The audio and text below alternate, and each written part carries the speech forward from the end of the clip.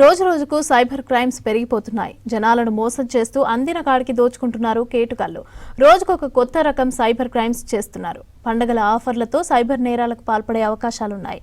Christmas, new year సందర్భంగా మోసాలు చేస్తారని ప్రజలు అప్రమత్తంగా ఉండాలని సూచిస్తున్నారు సిటీ పోలీసులు.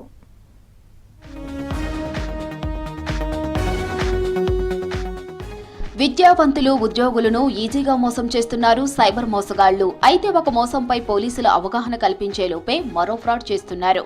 డిఫరెంట్ క్రైమ్స్ తో కోట్ల రూపాయలు కొల్లగొడుతున్నారు. మేజర్ ఈవెంట్స్, ప్రభుత్వ పథకాలతో పాటు పండుగలను కూడా టార్గెట్ చేస్తున్నారు సైబర్ నేరగాళ్లు.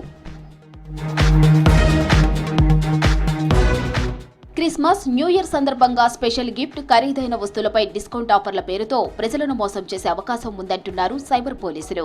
గిఫ్ట్ మీ సొంతం అంటూ ఫోన్లకు, మెయిల్స్ కు లింక్ పంపిస్తున్నారని, వాటిని క్లిక్ చేస్తే అకౌంట్ ఖాళీ అవుతుందని హెచ్చరిస్తున్నారు పోలీసులు. ఇలాంటి మెసేజ్లపై ప్రజలు అప్రమత్తంగా ఉండాలని సూచిస్తున్నారు సైబర్ నిపుణులు.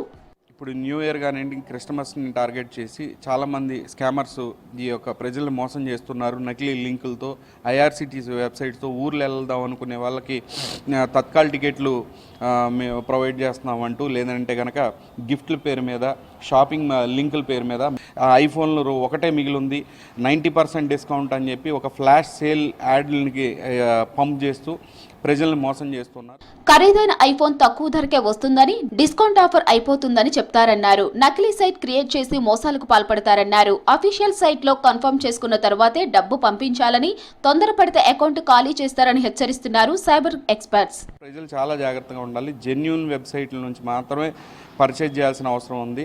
లింక్ని చాలా క్లియర్గా చెక్ చేసుకోవాల్సిన అవసరం ఉంది. టెలిగ్రామ్లో కానివ్వండి, వాట్సాప్లో వచ్చే లింకుల నుంచి కానివ్వండి, లేదంటే ఈ యొక్క మెటా యూట్యూబ్లో వచ్చే లింకులను ప్రెస్ చేసి మోసపోవద్దు.